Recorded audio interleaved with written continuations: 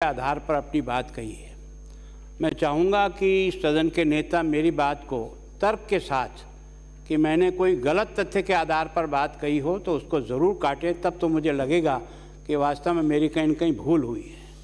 मैं आज आपके माध्यम से, सदन के नेता तो नहीं हैं पर फिर भी मैं पढ़ना चाहता हूँ। ये जो बजट भाषण है 23 तारीख का, उसको जिसके बारे में आप और हम सब चाहते हैं कि 13 जिलों की पानी की समस्या हल हो, इसमें किसी की भी राय भिन्न हो ही नहीं सकती। हर व्यक्ति का इसमें सहमति रहती है, लेकिन मैं इसमें आपको एक जो या तो प्रिंटिंग में मिस्टेक हो गई या सोच में मिस्टेक हो गई या क्या हुआ मैं नहीं समझ पाया। इस महत्वाकांक्षी परियोजना के जरिए पेज नंबर 18, पैरा नंबर 170, इस महत्वाकांक्षी परियोजना के जरिए मानसून के दौरान चंबल नदी के सहायक नदी बेसिनों में उपलब्ध अधिशेष जल को बनास, मोरेल, बाणगंगा, पार्वती, कालीसिल, गंभीरी आदि नदियों के बेसिन को जल अपरावर्तन हेतु विस्तृत परियोजना रिपोर्ट तैयार की गई। इस परियोजना द्वारा राजस्थान के 13 जिलों में वर्ष 2051 तक पेयजल उपलब्धता तथा 2 लाख हेक्टेयर नए क्षेत्र का, अब मैं सोचता हूँ ये 251 मतलब 2051 में अगर ये योजना पूरी होगी तो हम तो भगवान के यहाँ जा चुके होंगे। हम तो इस योजना का कोई स्वरूप देख नहीं पाएंगे। मुझे बहुत, या तो कहीं प्रिंटिंग मिस्टेक हो गई तो सुधार लेना, और प्रिंटिंग मिस्टेक नहीं हो तो आप सब सचेत हो जाना कि जिस योजना के बारे में आप दे ताली बजा कर थक गए हो वो 2051 में पूरी होगी, तब में आधे से अधिक लोग भगवान के यहाँ जा चुके होंगे। मैं सोचता हूँ कि ये राज्यपाल का अभिभाषण, मैं ये कल्याण सिंह जी के द्वारा जो 15वीं विधानसभा के प्रथम सत्र में जो भाषण पढ़ा है उस पर ही सरकार का पूरा 5 साल का काम टिका हुआ है। मैं उसके बारे में उनका राज्यपाल के अभिभाषण का पैरा नंबर 10,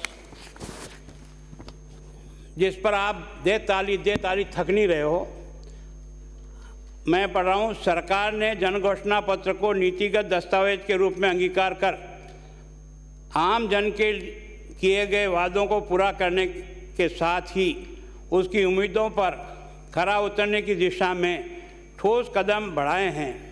यह नीतिगत दस्तावेज वर्तमान सरकार की सर्वोच्च प्राथमिकता होगी। सभी विभागाध्यक्ष को 100 दिवसों की कार्य योजना बनाकर विकास की रूपरेखा बनाने के निर्देश किए हैं। मतलब ये 100 दिन में आपको जो आपने घोषणाएं की है वो राज्यपाल के मुंह से आपने इनको कहलाने का प्रयास किया है। अब मैं आपकी जो हकीकत है, ये एक और डॉक्यूमेंट है आपका जन घोषणा पत्र जिसको आप रोज़ बोलते हो। अब मैं आज इसको आपका जन घोषणा पत्र दिखाता हूँ कि आप वास्तव में देखने का प्रयास करो। आपने घोषणा की थी कि 10 दिन में किसानों का कृषि ऋण माफ़ करना। ये नहीं कहा कौन सा ऋण माफ़, कृषि ऋण में सभी आते हैं। वर्तमान सरकार द्वारा बंद की गई लगभग 20,000 स्कूल की समीक्षा कर नए सिरे से प्रारंभ किया जाएगा।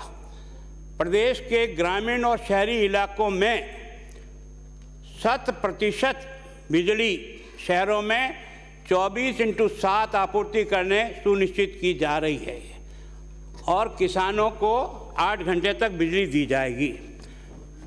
शिक्षित बेरोजगार युवाओं को, मेरे माध्यम से सारी राजस्थान की जनता भी इस बात को सुने कि जो मैं राज्यपाल का भाषण पढ़ा था 100 दिन में जिस कार्य योजना को बनाया था उसी को पढ़ रहा हूँ। शिक्षित बेरोजगार वर्ग को 3500 प्रति माह तक का बेरोजगारी भत्ता दिया जाएगा शिक्षित बेरोजगारों को। तो शायद अर्थ अलग अलग निकलते हो तो आप समझाना। सरकार ने संविदा कर्मी, NRHM, NUHM कर्मियों, para teachers, Urdu para teachers, लोक जुम्बिश कर्मियों, आंगनवाड़ी कर्मियों, शिक्षा कर्मियों, विद्यार्थी मित्रों, पंचायत सहायकों सहित अन्य विभागों के अंतर्गत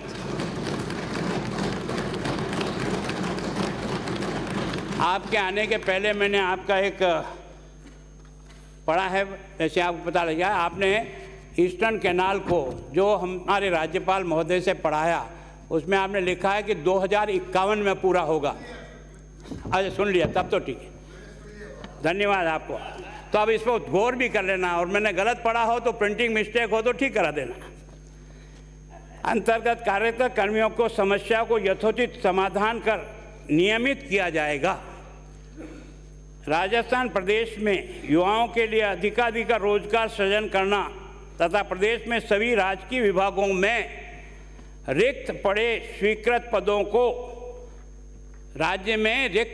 स्वीकृत पदों को समयबद्ध रूप से पूरा करना। अब आप बताइए कि इसमें से क्या हुआ है। मैंने कोई चीज़ इसमें गलत अगर पढ़ ली हो तो आप मुझे करेक्ट कर देना। आपके सब विद्वान अधिकारी भी यहाँ बैठे हैं, मेरी बात को आगे ले जाएं। अब आपने ये जो किसान कर्जा माफ़ी की बात की है, आपने सहकारिता का जो ऋण था वो तो आपने माफ़ किया, लेकिन आपने 2020-21 के जो बजट घोषणा है उसके बिंदु संख्या 68 द्वारा राष्ट्रीयकृत बैंकों का कर्जा स्टेट लेवल बैंकर्स कमेटी से समन्वय कर वन टाइम सेटलमेंट द्वारा करने की घोषणा की थी, लेकिन आज तक उसकी कुछ पालना नहीं हो पाई। राष्ट्रीयकृत बैंकों के लिए आपने लिखा, हमने केंद्र सरकार को लिखा, 3 लाख से अधिक लोग किसान हैं। मेरे एक प्रश्न के जवाब में विधानसभा में राजस्व मंडल द्वारा दिए गए जवाब के अनुसार माननीय सभी सदस्य मेरी बात को सुनना, और मैंने को जहां आपको लगे कि मैं गलत तथ्य दे रहा हूं तो आप मुझे जरूर मदद करें। अनुसार 3 साल में 22,215 किसानों को कुर्की के नोटिस दिए गए, एक मेरे प्रश्न के जवाब में, जिनमें से 18,817 किसानों की ज़मीनें कुर्क हुई। इसमें कुछ जिलों का उन्होंने संख्या दिया, अलवर में 4,010, जयपुर में 2,945, गंगानगर में 2,888, हनुमानगढ़ में 1,906 और भरतपुर में 1,690 और चूरू में 1,359। ये मेरे प्रश्न के जवाब में है। तो आपका यह जो माफ़ करने वाली बात थी, इसके भरोसे किसान रहा और उसकी ज़मीन कुर्क हुई। आपने कहा ग्रामीण कृषि उपभोक्ताओं को बिजली बिल हमने माफ़ किया। अब ईमानदारी से बताओ, वसुंधरा जी ने अपनी पिछली सरकार के समय में किसान का 10,000 तक का बिल किसान को नहीं देना था, सरकार ने जमा करना शुरू कर दिया था ना। और अगर यही योजना लागू रहती तो 60 महीने में उनको 50,000 रुपये की रिलीफ मिलती कि नहीं मिलती। आपने 3 साल तक उसे बंद रखा, और अभी आपने मई 21 को इसे पुनः चालू किया, और आपने इसको 2,000 बढ़ाकर बजाओ ताली, तो उसको मिला तो केवल 23,000 रुपया, और उसको घाटा हुआ 27,000 रुपये का। इसका जिम्मेदार कौन है? अगर आपने वास्तव में किसान को मदद की है तो एक बार योजना को बंद करना, उसका 30,000 रुपया का घाटा करना, और फिर उसके बाद घोषणा करके और ताली पिटवाना उस सदन में, और जो खड़ा हुआ वो यही बोलता है। खाद वितरण की व्यवस्था के बारे में मैं आपका ही पढ़ रहा हूँ। आपने अपने 19-20 की जो घोषणा की थी उसमें बिंदु संख्या 19 में खाद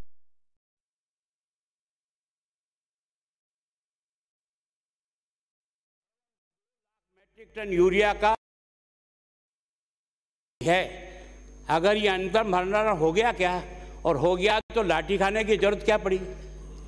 किसानों को खाद के लिए लाइन में खड़ा क्यों ना पड़ा? जब आपने भंडारण ये 19-20 के बजट में ही कर दी थी तो फिर ये स्थिति आई क्यों?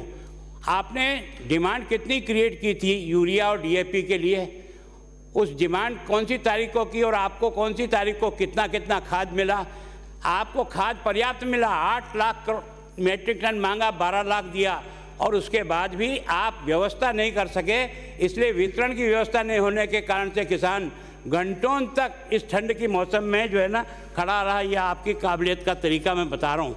मैंने अपनी तरफ से कुछ नहीं है, जो आपने मुझे दिया मैं उसी को कह रहा हूँ।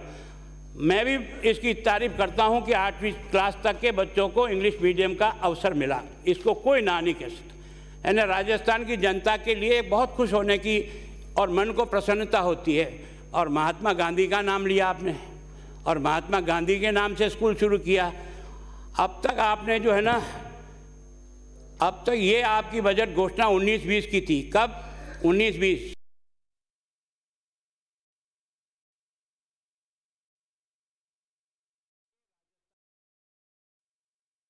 जवाब देके संतुष्ट करना। महात्मा गांधी अंग्रेजी विद्यालय के नाम से आपने 1700 विद्यालय प्रारंभ किए। 1700 विद्यालय में एक पद भी आपने स्वीकृत किया हो तो उसकी तारीख बता देना।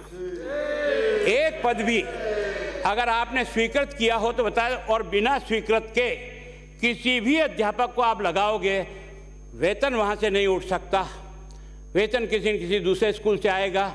इसका मतलब आपने 1700 हिंदी मीडियम स्कूल थे, उन 1700 हिंदी मीडियम स्कूल के अध्यापकों को यहाँ व्यवस्था के लिए लगाकर उनको भगवान भरोसे छोड़ा कि नहीं छोड़ा। और उसमें से भी आप देखो, आपने सिलेक्शन का तरीका निकाला था। पहले चरण में आपने व्यवस्थित इंटरव्यू करके सिलेक्शन किया था अध्यापकों का लगाने के लिए। दूसरे चरण में आपने कहा कि जो हिंदी मीडियम के हिंदी, अंग्रेजी और संस्कृत के बच्चे हैं, पढ़ाने वाले अध्यापक हैं, उनको लगा दो। और जो आपका तीसरा चरण है, दुर्भाग्य है राजस्थान के उन बच्चों का। और तीसरे चरण में क्या किया आपने? सब ने अपने भाई भतीजों को भर दिया। जरूरत हो या मत हो, मैं गारंटी से कर रहा हूं, मैं आपको दावे के साथ कह रहा हूं कि वहां लगे हुए आज के शिक्षक की पोस्टमार्टम करो, ये कौन है और कहां से आए और कैसे आए। मैं आपको फिर विनम्रतापूर्वक कह रहा हूं, अंग्रेजी का एक शब्द नहीं बोल सकता, उसको आपने इंग्लिश मीडियम स्कूल के नाम से दूसरे स्कूलों से ट्रांसफ़र कर करके उनको राहत देने का काम आपने किया है। ये उन बच्चों का भला नहीं होगा। बच्चे ज़िंदगी भर तक आप और मुझको याद करेंगे कि मुझे अंग्रेजी के नाम से पढ़ने के लिए भेजा तो सही, पर वह पढ़ाने वाला मास्टर अंग्रेजी नहीं जानता। आपका डायरेक्टर स्वयं नागौर के एक स्कूल में गया और जाकर के उस प्रिंसिपल से उसने अंग्रेजी का 2 लाइन तो बोल, तो उसको सस्पेंड कर दिया। उसका क्या दोष है? दोष तो लगाने वाले का है, उसको क्यों लगाया? तो मतलब ऐसी दुर्गति करने के बाद अब आपको मतलब विद्यालय में पुस्तकालय और प्रयोगशाला का कोई पद नहीं है, लेकिन आज की तारीख में उन ये जो इंग्लिश मीडियम के स्कूल है ना, इनमें आपने पुस्तकालय अध्यक्ष लगा रखे हैं और प्रयोगशाला सहायक लगा रखा है। ये केवल तनख्वाह देने के लिए और अपने बच्चों को एडजस्ट करने के लिए बनाते हैं ये स्कूल, या उन बच्चों के भविष्य को सुधारने के लिए बनाते हैं? अभी आपने ये जो शिक्षाकर्मी स्कूल के बारे में आपने कहा था कि हमने तो नहीं कहा था आप ऐसा करो। आपने कहा अपने घोषणा पत्र के साथ पैरा टीचर और सारा समस्याओं को यथोचित समानांतर नियमित किया जाएगा। मैंने नहीं कहा आपको लिखने के लिए, आप नियमित किया जाओ, लिखो। आपने नियमित किया जाओ। हुआ क्या? बीडी कला साहब की कमेटी बना दी, उस कमेटी ने 4 साल में रिपोर्ट दी, क्या कोई हल निकला? क्या नहीं निकला। नहीं निकलने के बाद आपने क्या किया है कि 11/1/22 को आपने कहा कि हम इसके लिए नियम बनाएंगे और नियम बना करके इसमें अध्यापक लेंगे। मैं सोचता हूँ जब आपने इन शिक्षाकर्मियों के लिए वोट चाहिए थे, तब तो आपने उनको कोहनी पे गुड़ लगा दिया कि हम आपको नियमित करेंगे। वो बच्चा लालच में आया, स्वाभाविक हो, चाहे मेरी बच्ची हो चाहे आपका बच्चा हो, उसके मन में आएगा कम से कम ये तो होगा, लेकिन वो नहीं हुआ। और उसके कारण से आपने अभी जो नियम निकाला वो आगे बताऊंगा मैं आपको। वो नियम इस बच्चे की मदद नहीं करा, इस बच्चों को डुबो रहा है। जो संविदा कर्मी को आप नियमित करोगे ना 1,10,000, वो आपको समझ में आएगा बाद में। यानी इस कारण से आपने इस 15वीं विधानसभा के मेरे एक उत्तर में आपने बताया था कि शिक्षाकर्मी, पैरा टीचर और पूर्व की भांति कार्य करते हैं, उन्हें संविदा का दर्जा देने की परंपरा नहीं रही है।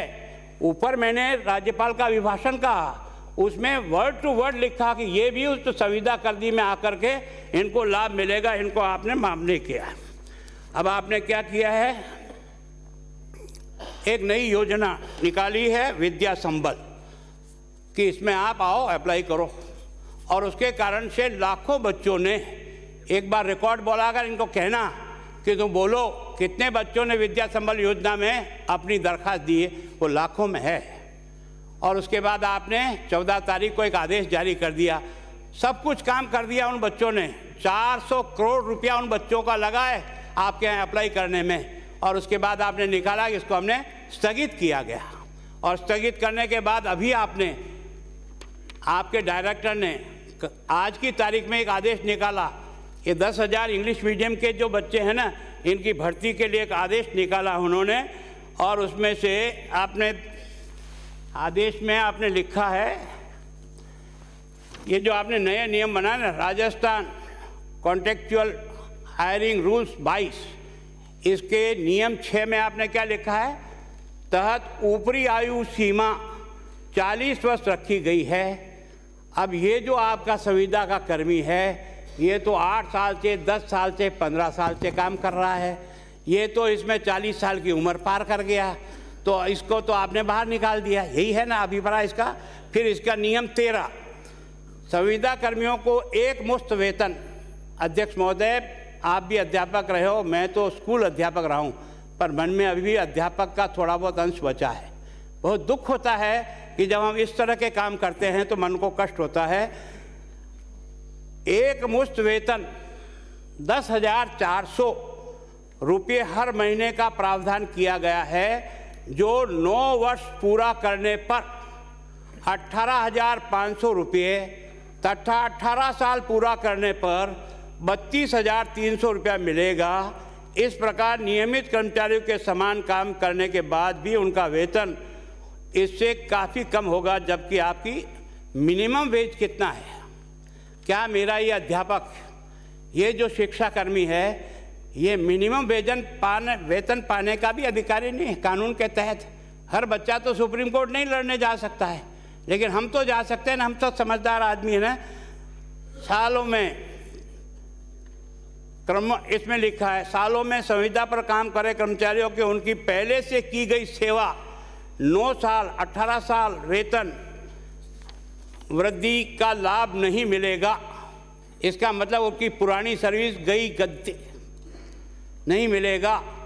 सेवा काल की गिनती समझने का प्रयास करो, कम से कम बनाते समय कोई पढ़ लिया करो रे भले आदमी। गिनती नियमित होने की दिनांक से चालू होगी। इसका मतलब ये जो आप अभी 2 फरवरी को जो कर रहे हो आप, उनकी गिनती पुरानी तो सब गई और इसके बाद गिनती शुरू होगी। इन नियमों को लागू होने के बाद भी यह कर्मचारी सरकार के स्थायी कर्मचारी नहीं होंगे जब तक कि वह जिस विभाग अथवा योजना के संविदा पर काम कर रहा है उसको सरकार नियमित पद के कन्वर्ट नहीं करती। यदि नियमित होने के बाद भी नियम 20 के तहत संविदा कर्मी स्क्रीनिंग कमेटी द्वारा नियमित किए जाएंगे, उसमें कम से कम 5 वर्ष तक संविदा पर काम करना पड़ेगा। ये है हमारे संविदा कर्मियों के प्रति आपकी हमदर्दी। वोट पाना हो जब तो नियमित करने का गुड़ लगाते हो और बाद में ऐसे नियम बनाते हो जिसको बैठ के रोएगा। फिर आपका विभाग क्या कर रहा है, कोई देखने वाला भी है कि नहीं? मैं तो जब इसको पढ़ने का प्रयास किया तो बहुत अफसोस हुआ है। यानी ये गार्गी पुरस्कार हमने 98 में शुरू किया था। इसलिए किया था कि जो गांव का बच्चा या 10वीं और 12वीं के बोर्ड में जिन बच्चों को 75% से अधिक अंक आते हैं, उनको हमने 2 साल की पढ़ाई के लिए 3,000 रुपया दे करके उन बच्चों की मदद करने का मैं बताता हूँ। वर्ष 21-22 में छात्राओं की संख्या 70,000। ये सब विद्वान साथी आपके बैठे हैं, मेरी बात को नकारना कि मैंने ये आंकड़े गलत इकट्ठा करके ले आया हूँ। छात्रों की संख्या 70,914 एवं 22-23 में 1,43,929 छात्रों को अभी तक गार्गी पुरस्कार योजना के तहत पुरस्कृत नहीं किए गए हैं। बातें करते हो आप, केवल और केवल तर्क के लिए तर्क करो तो आपकी इच्छा है। निःशुल्क, अभी आपने देखा होगा मेधावी छात्रों को लैपटॉप और टैबलेट वितरण की योजना आपने बनाई। राजकीय विद्यालय में कक्षा 8 और वैकल्पिक बोर्ड में 10वीं और 12वीं में 75% से अधिक अंक प्राप्त करने वाले बच्चों को प्रथम 6,000 स्थानों पर आने वाले विद्यार्थियों को और जिले की मेरिट में आने वाले 70% से अधिक के बच्चों को 100 बच्चों को, ये सब मिलाकर के 3300 बच्चे होते हैं। इन 3300 मेधावी विद्यार्थियों को गत 3 वर्षों से लैपटॉप के स्थान पर टैबलेट दिए जाने के आदेश हुए। कुल 65,100 टैबलेट एवं वर्ष 22-23 के 27,900 टैबलेट कुल 93,000 टैबलेट वितरण अभी तक नहीं हुए हैं, अभी तक वितरण नहीं हुए हैं। फिर आप कृपा करिए, स्कूल खुले और बिना अध्यापक के स्कूल खुले तो उस बच्चे का आप भला नहीं कर रहे हो। वो बच्चा जो अंक लेकर आएगा जिंदगी भर तक उसके पीछे चिपका रहेगा, उसका दर्द तो उसको ही महसूस होगा। मैं आपको तस्वीर बताता हूँ। ये आपका माध्यमिक शिक्षा की स्वीकृत और कार्यरत पद है। क्योंकि ज़्यादा पढ़ूंगा समय अधिक लगेगा। लगभग आपका है ना, ये जो आचार्य, बिना आचार्य के कोई स्कूल चल नहीं सकता। बाकी स्टाफ कमज़ोर होगा तो चल जाएगा, पर अगर प्रिंसिपल सही हुआ तो वो बच्चों को ठीक प्रकार से एजुकेशन करेगा। 16,360 पद है माध्यमिक स्कूल में, उसमें से 6,581 पद खाली है। 6,581 पद खाली है। आपका वाइस प्रिंसिपल 12,421, उसमें से 10,201 पद खाली है। व्याख्याता 54,167। मंत्री महोदय, केवल और केवल इस जनता के द्वारा पैसे का आनंद करना ही हमारी जिंदगी का असूल है तो ले, कोई चिंता नहीं। भगवान देख रहा होगा आपको और कोई नहीं देखेगा। उसमें से 54,000 में से 14,382 पद आज की तारीख में खाली है। अगर इन सब की टोटल लगाऊं, पुस्तकालय अध्यक्ष 1,098 हैं, जिसमें से 782 पद खाली है। प्रयोगशाला सहायक केवल 442 कुली है सेकेंडरी एजुकेशन में, उसमें से 250 खाली है। अध्यक्ष महोदय, मैं चाहता हूं कि आपके मन में इसके बारे में ज़रूर कुछ न कुछ विचार आना चाहिए कि हम जिस जनता के द्वारा चुने हुए यहाँ भेजे जाते हैं वो अपने बच्चों के भविष्य के लिए भेजे जाते हैं। पर बहुत अफसोस है कि इस सेकेंडरी स्कूल में 3,36,270 कुल पद है, उसमें से 3 लाख में से 1,17,251, 33% पद खाली पड़े हैं। एजुकेशन क्या होती है और कैसे होगी ये तो वो बच्चा ही बताएगा, मैं नहीं बता सकता। इसी तरह से आपके प्रारंभिक शिक्षा में आपके 2,08,237 पद कुल है, उसमें से 39,300 पद आज की तारीख में खाली है। अब आप ये जो रीट के बारे में जो कहते हैं ना, मुझे बहुत दुख इस बात का हुआ था कि रीट का जो पेपर जिस प्रकार से आउट हुआ, उसका उस गोरख धंधे को किसी ने भी समझने का प्रयास नहीं किया। उन लाखों बच्चों को आपको भी धन्यवाद देता हूँ, उन बच्चों को परीक्षा केंद्र तक जाने के लिए आपने फ्री बसों की व्यवस्था की। मैं राजस्थान की जनता को भी धन्यवाद देता हूँ जिन्होंने उन बच्चों को अपना बच्चा समझ करके और अपने किचन में से रोटी बना करके हर सेंटर के बाहर कोई न कोई रोटी और अपना खाना लेकर खड़ा था और उस बच्चे को दिया था। वो बच्चा लटक के गया, ऊपर से गया, नीचे से गया, लेकिन उसके बाद भी आपने क्या देखा होगा, जिस बोर्ड के अध्यक्ष को जारोली नाम के कोई व्यक्ति है उनको आपने सस्पेंड किया, तो उसके खिलाफ आगे कार्रवाई क्यों नहीं बढ़ाई? अगर आपने कहा तो आपने भाषण में कहा कि कोई भी अधिकारी, अशोक गहलोत मुख्यमंत्री राजस्थान ने एक इंटरव्यू में कहा कि कोई भी अधिकारी या कोई मंत्री इसमें इन्वॉल्व नहीं है, तो फिर इंद्र जारोली को क्यों इन्वॉल्व किया? अब आगे बताता हूँ मैं।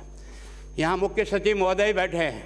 इस रीट की परीक्षा के लिए आपके मुख्य सचिव ने 15/9 को मीटिंग की थी सवेरे 11 बजे और शाम को 5 बजे फिर की हुई थी, और उसमें करने के बाद उन्होंने सारी व्यवस्था अपने कलेक्टर और एसपी को संभलाई थी कि आपके पास ये जो पेपर आएंगे और जो आंसर बुक आएगी उसको आप किस तरह से ले जाओगे। मुख्यमंत्री महोदय, अफसोस तो मुझे तब इस पढ़ के हुआ कि आपके यहाँ 23/9 को मुख्यमंत्री जी आपने इस रीट की परीक्षा के लिए मीटिंग ली और अध्यक्षता में परीक्षा की तैयारी की समीक्षा बैठी। प्रश्न पत्र और OMR शीट को कोष कार्यालय, आपकी मीटिंग का प्रश्न पढ़ रहा हूं, क्या हो रहा है यार? कोष कार्यालय, उपकोष कार्यालय, पुलिस थानों के मालखाने में रखे जाने के निर्देश है। जयपुर में उक्त निर्देशों की अवहेलना पर शिक्षा संकुल में पेपर क्यों रखे और किसने रखे? किसने रखे और क्यों रखे? मैं आप सबसे भी मेरी कोई अदावत नहीं है, पर मेरे को उन बच्चों की चिंता जरूर है कि जिनके कारण से आज वो इसमें लटक रहे हैं। जयपुर जिले में शिक्षा संकुल में रखे गए पेपर की सुरक्षा के लिए जिन लोगों को लगाया गया,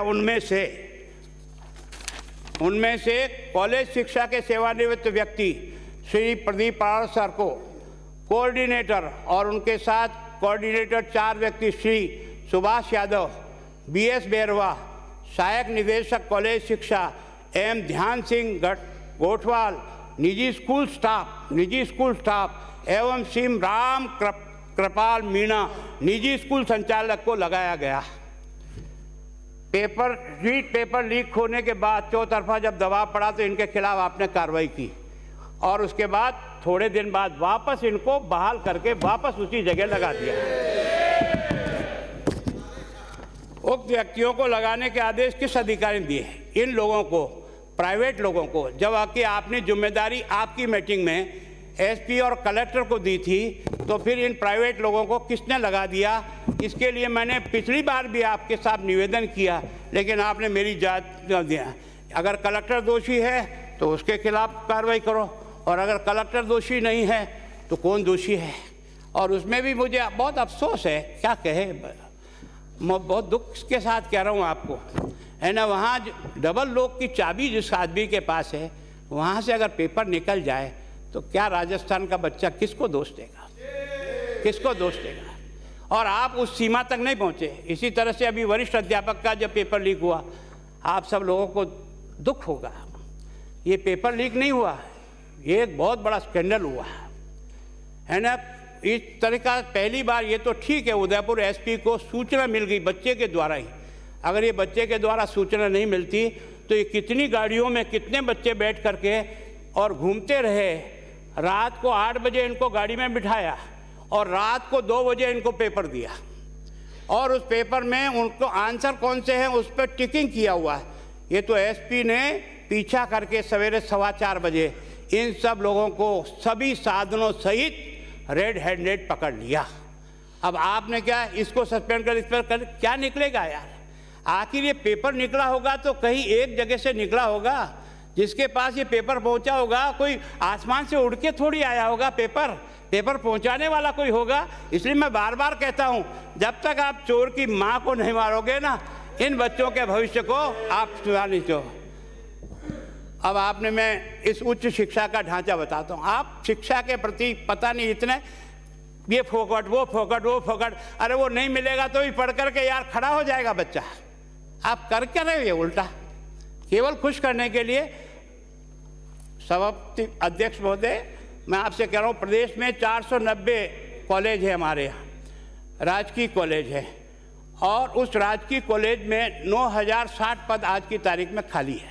9060 पद। इसी तरह से आपने देखा होगा कि ये जो 2017 में से रिक्त चल रहे हैं, और सहायक आचार्य के कुल 4717 पद खाली हैं। ये सब मिलाकर 50% हो जाता है। तो मैं सोचता हूँ कि इसमें महाविद्यालय में केवल 27 में पुस्तकालय अध्यक्ष तथा केवल 28 में शारीरिक शिक्षक कार्यरत है। 90% महाविद्यालयों में लेखाकार कार्यरत नहीं है।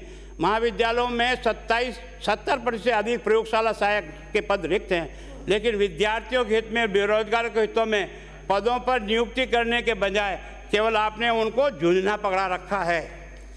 अभी आपको और मैं बताता हूँ, आप क्या कमाल कर रहे हो। राज्य भर में अधिकतर महाविद्यालय आज प्राचार्य के विहीन हैं।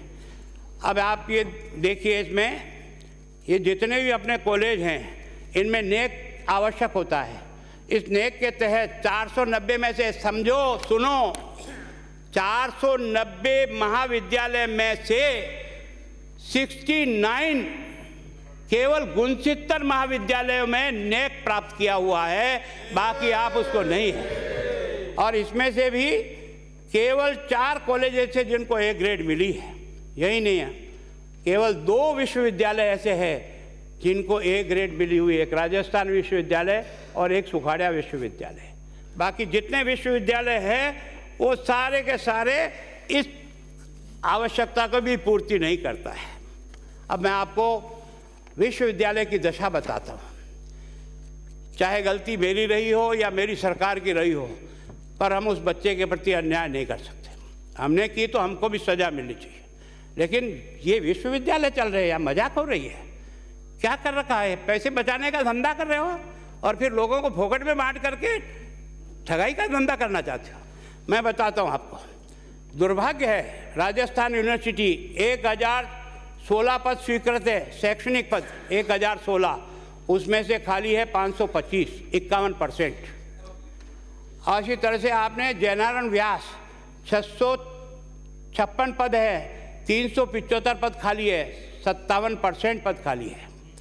उदयपुर विश्वविद्यालय 298, इसमें 27%।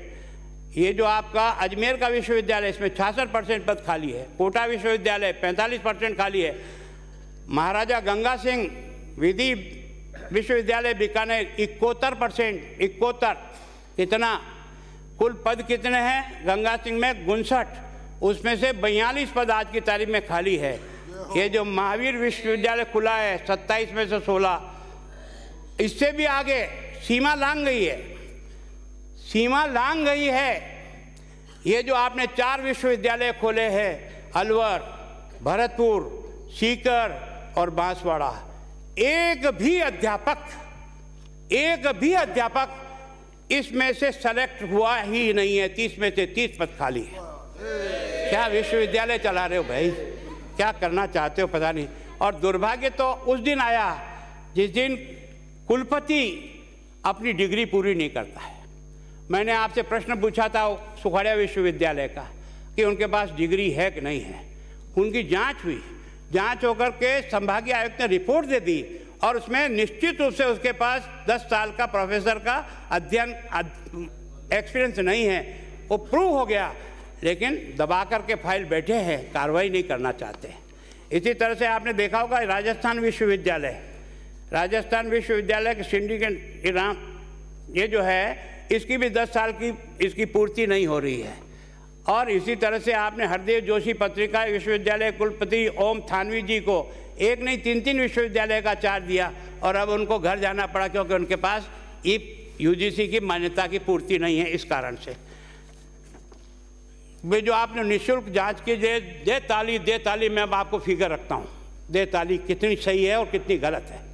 केवल और केवल मैं आपको बताता हूँ, ये योजना तो आपने शुरू की, उसका मैंने सदन में आपको धन्यवाद दिया था कि निःशुल्क दवाई और निःशुल्क का मेरा सदन का रिकॉर्ड उठा के देखना। मैंने कहा था कि आपने बहुत अच्छी सोच लागू किया जिससे गरीब को मदद मिलेगी, लेकिन इसकी जब दशा देखता हूँ ना तो बहुत दुख होता है। मैं आपको 15-16 है ना, कुल लाभार्थी थे 2,29,000 और 134 करोड़ रुपया इसमें मिला था।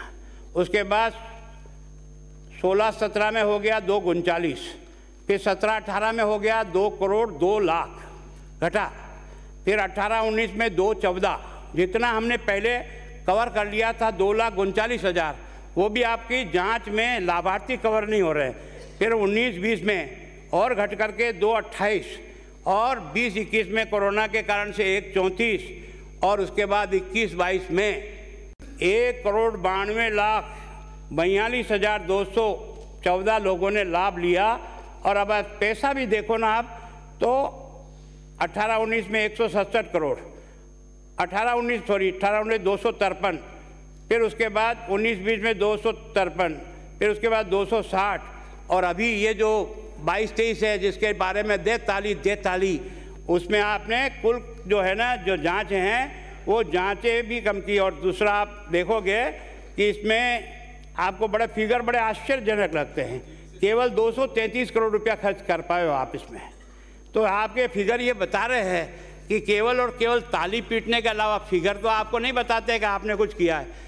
मुख्यमंत्री निःशुल्क दवा योजना, मैं आंकड़े दे रहा हूँ आपको, मुख्यमंत्री निःशुल्क दवा योजना ये आपने 20-21 है ना, राज्य सरकार का पैसा है 462 करोड़, राष्ट्रीय स्वास्थ्य मिशन से प्राप्त हुआ 527 करोड़, अन्य से प्राप्त हुआ 1,54,00,000, कोविड फंड आपदा से आपको मिले हैं 139 करोड़, सब मिलाकर 1130 करोड़ रुपया आपके पास हो गया निःशुल्क दवा का। आपने वितरण कितना किया? 655 करोड़, 58%। और उसके बाद 21-22 इसी तरह से आपका है 536, केंद्र का है 511 और कोविड का है 324, सब मिलाकर 1400 करोड़ रुपया आपको मिला है, 1200 करोड़ रुपया। और अब की बार तो आप कहाँ हो, या तो मेरे आंकड़े गलत है या आपके अधिकारी ने जो रिकॉर्ड मुझे दिया वो गलत है, दोनों में से कोई गलत होना चाहिए। ये 22-23 का दिसंबर तक जो आप बता रहे हो, ये जो आपको प्राप्त हुआ है वो 910 करोड़ रुपया प्राप्त, लेकिन ये ज़्यादा प्राप्त हुआ है।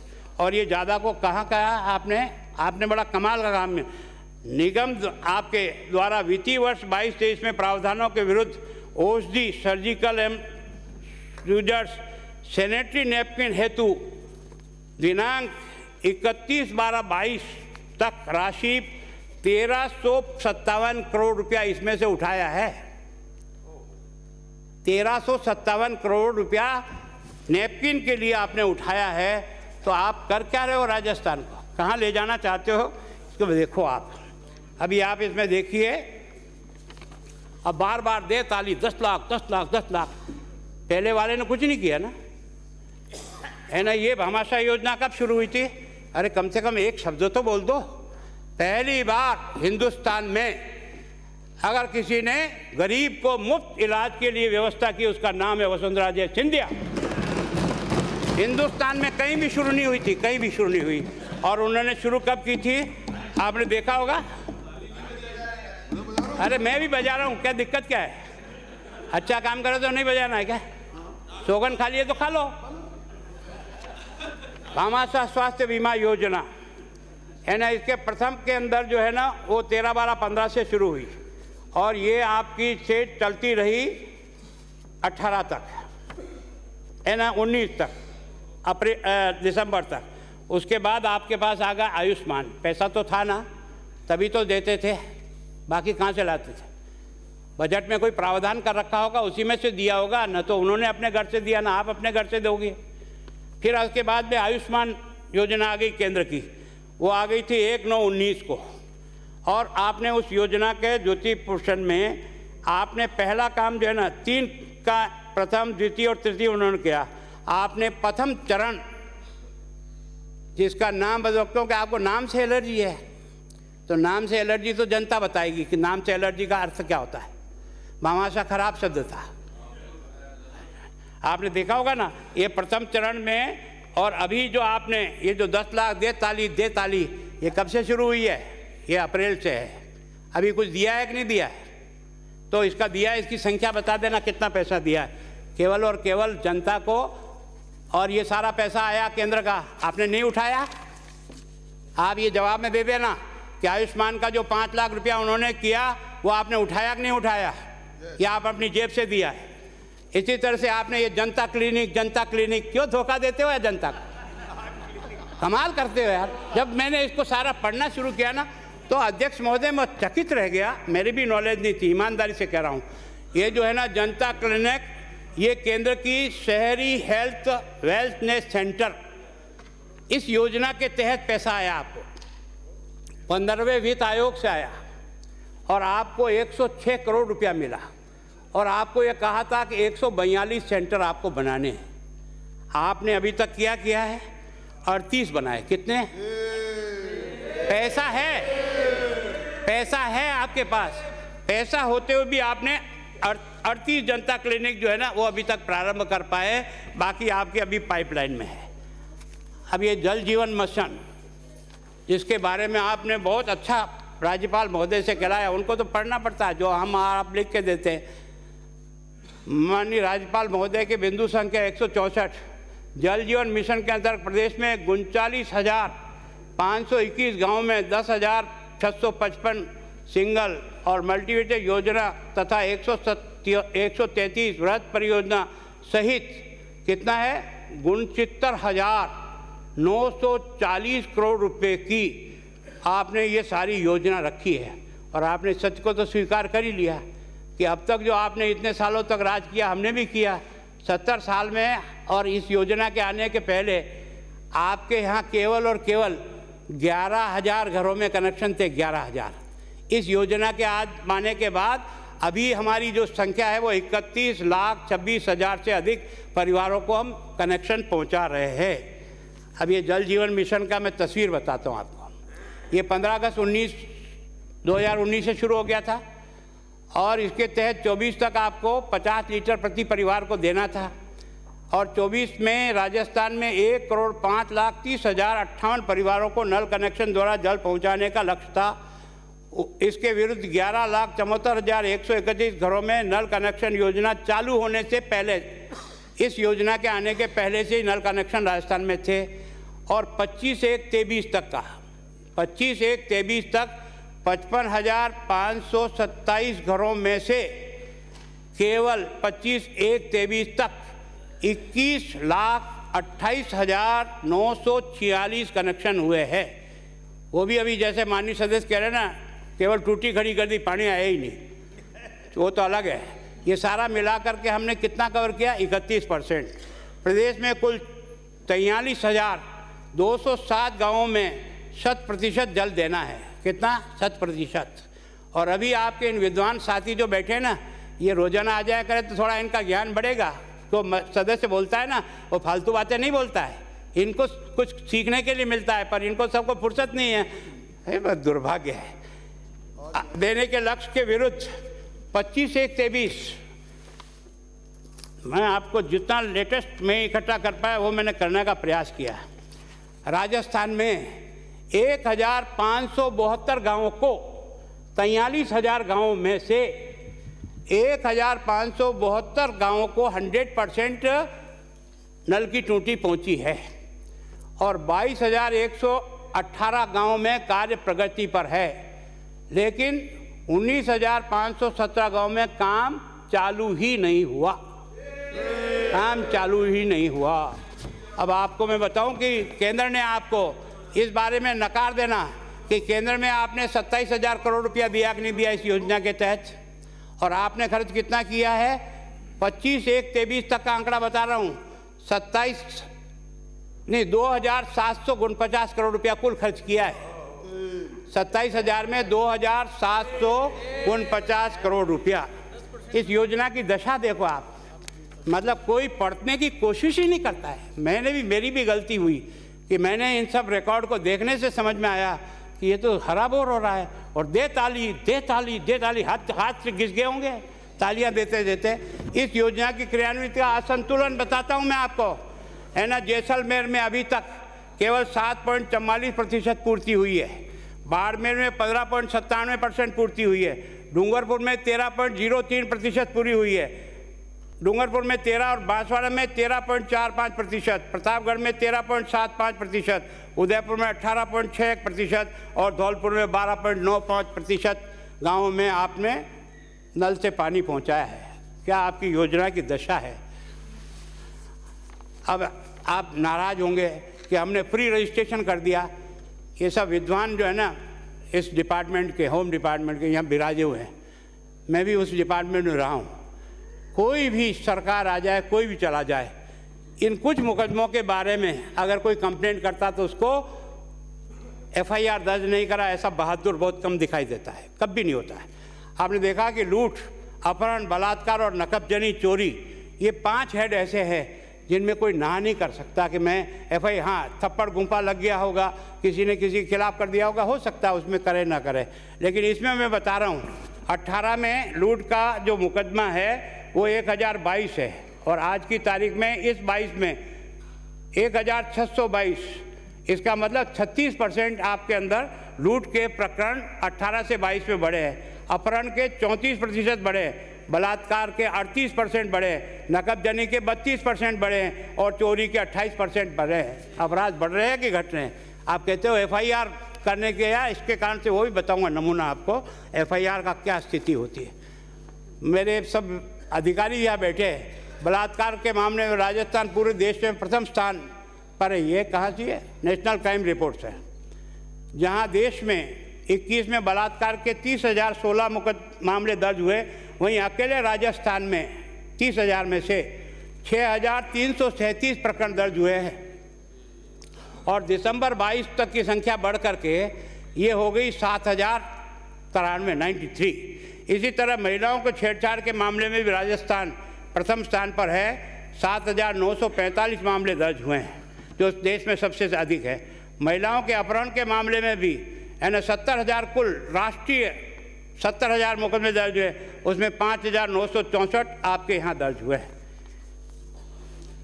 आप जिसके बारे में आप और मुझे चिंता करनी चाहिए जो है ये अनुसूचित जाति अत्याचार, इसमें मैंने वही 3 हेड लिए, हत्या, बलात्कार, इसी में से आपको लगागा 47% अपराध बढ़ा है अनुसूचित जाति अत्याचार में 18 की तुलना में 22 में।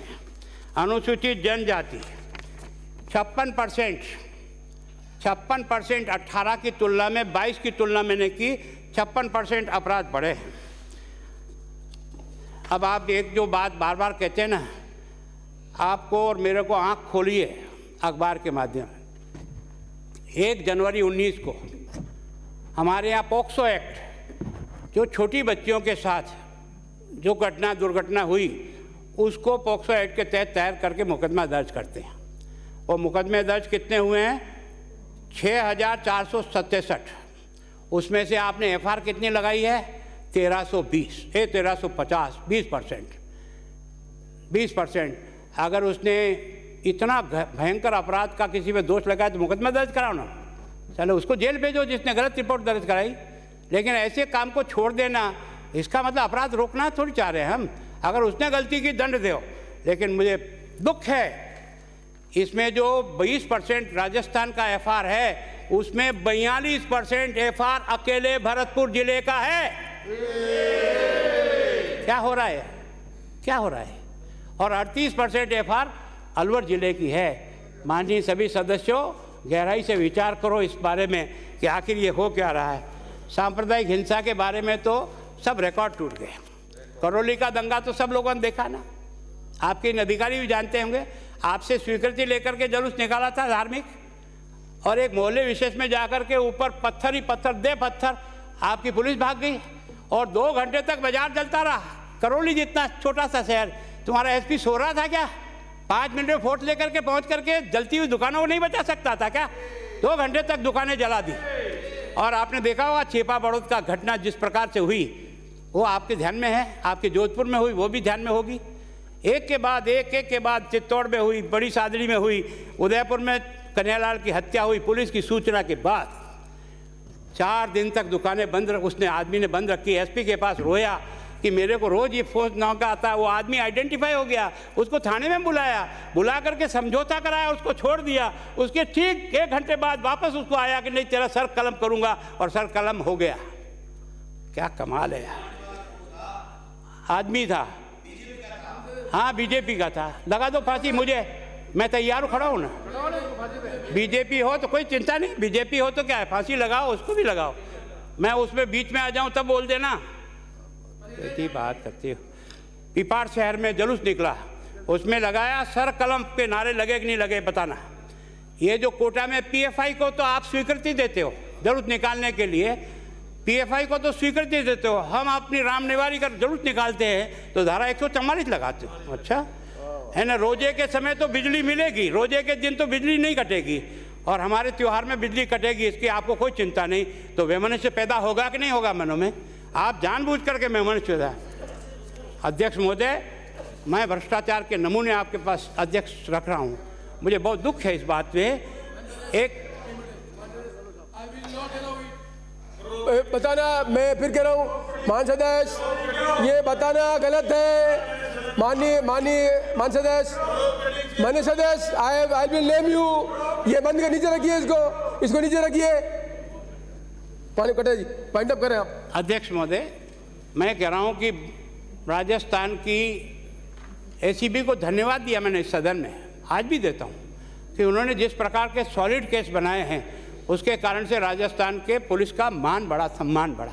लेकिन हमने उसको गारत कर दिया। हम उसकी परमिशन ही नहीं देते हैं।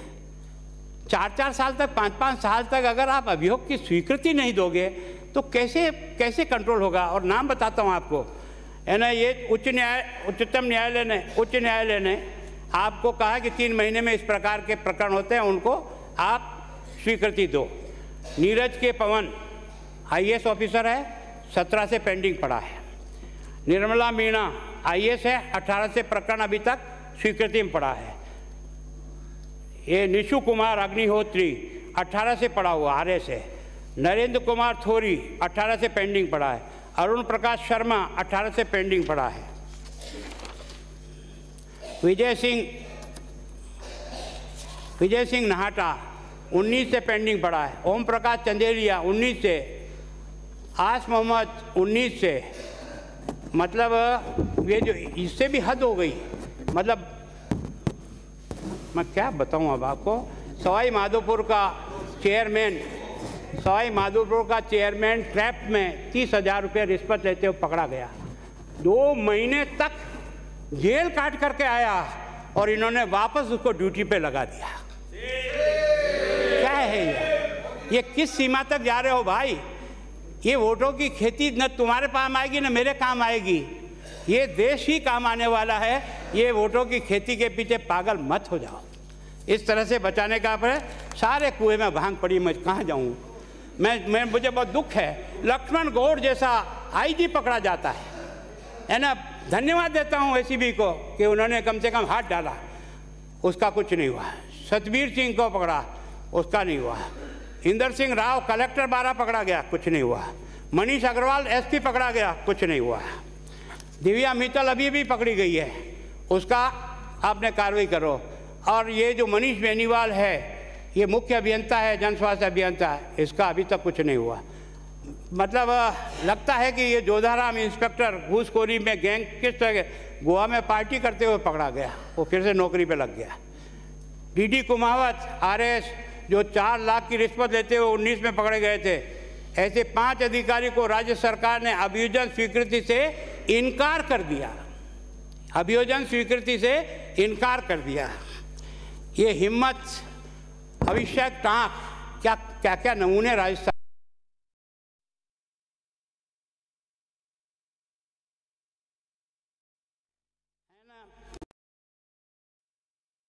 कहा था ना कि हम बिजली के दाम नहीं बढ़ाएंगे, कहा था ना। अब आप देखो, वर्ष 19-20 के बजट में आपने कहा था पैरा 41 में हमने 21,770 मेगावाट विद्युत उत्पादन हो रहा है, जिससे राज्य विद्युत उत्पादन में सरप्लस हो गया है। तो फिर रात को बिजली क्यों दे रहे हो? फिर क्या कारण है? उस किसान के मन को क्या पीड़ा है? और आपको अफसोस होगा कि 1500 से लेकर 2000 किलो मेगावाट बिजली आप 12 रुपये से लेकर 20 रुपये में खरीद करके कंज्यूमर को दे रहे हो। यही नहीं, आपने तो और इससे भी है ना गाँव प्लीज मैं आपके टाइम पे ख़त्म करने का प्रयास करूँगा। मैं आपके टाइम को आगे नहीं बढ़ाऊँगा, जहाँ रुक जाऊँगा वहाँ रुक जाऊँ, कोई दिक्कत नहीं। आपने देखा होगा ये जो अपनी जो यूनिट है जिसमें 3890 बनती है, उन सबको आपने बंद कर रखी है। और केवल अडानी से हम केस हार गए, उसके कारण से हमको अडानी को पहले 22 तक 4 रुपया 20 पैसा, अब तक इतने सालों में प्रति यूनिट एक्स्ट्रा देना पड़ता है हर कंज्यूमर को, वो उसमें आपने दिया है। और वही नहीं, अभी आपने देखा होगा कि अभी और इन्होंने इस अक्टूबर महीने में उसके साथ आपने फिर एक किया है, उसमें आपने कहा है कि 22 से लेकर 27 तक प्रति बिल में 7 पैसा प्रति यूनिट के हिसाब से बढ़ करके आप उसे और पेमेंट करोगे। राजस्थान की जनता पर सरचार्ज के नाम से 9,100 करोड़ से अधिक रुपया आपने ले लिया। फ्यूल चार्ज के नाम से जो आपने पैसे बढ़ाए ना, उन्होंने तो सभी सीमाएं को लांघ गया है। मुझे बहुत बिजली कंपनियों का घाटा, आपने सोचा जब हम आए थे तब उस समय 83,000 करोड़ का घाटा हो गया। हमने उदय योजना में 62,000 करोड़ लेकर के वापस इन बिजली कंपनियों को स्टैंड किया था। और आज की तारीख में अध्यक्ष जी, जो मेरा कैलकुलेशन है 90,000 करोड़ से अधिक वापस बिजली कंपनियां घाटे में चली गई है। ये किसी भी दिन बंद हो जाएगा। मैं ये जो राष्ट्रीय रोजगार योजना कहते हो ना, आप शहर में चालू कर दिया, आपके इतने फोटो लगे हैं कि 50 फीट में 5 बड़े बड़े पोस्टर लगे होंगे। राजस्थान के केवल और केवल शहरी 100 दिन की आपने जो रोजगार दिया ना, उसके पोस्टर का जो खर्चा हुआ है वो राजस्थान की जनता के सामने एक बार रख दो। और वास्तव में लगे कितने लोग हैं, मैं आपको समय की आपने सीमा बांध दी है कि मतलब सभी में कमी आ रही है। मेरे पास ये सारा 19, 20, 20, 21, 21, 22 और 22, 23 के सारे आंकड़े हैं। ये 100 दिवस में आपने जो इस बार दिया है रोजगार 100 दिवस का 1,42,000, जबकि आपका 12 लाख तक का पहुंचा हुआ है 20-21 में। 19-20 में 8 लाख पहुंचा है, 21-22 में 9 लाख, इस बार केवल 1,42,000। और ये जो आप कार्य दिवस कहते हो ना, 100 शहर में कौन करेगा 125 रुपये में नौकरी। इंटरव्यू लेता है आपका और मेरा घर बनाने के लिए जब जाते हैं ना, उस मजदूर को जहाँ खड़ा है वहाँ वो इंटरव्यू लेता है हमारा, उसके बाद आता है। कौन आएगा इस पैसे में केवल और खाना पूर्ति करने के लिए आप बार बार जो है ना जितने होल्डिंग और पोस्टर लगाए हैं। मैं ये शहरी रोजगार या ये नंदीशाला दे ताली थक गए, हाथ थक गए। आपने घोषणा की थी 19-20 के बजट में कि आपने पैरा संख्या 11 में कहा था प्रत्येक पंचायत समिति और नंदीशाला स्थापित की जाएगी। अब बता देना कितनी पंचायत समितियों पर नंदीशाला है।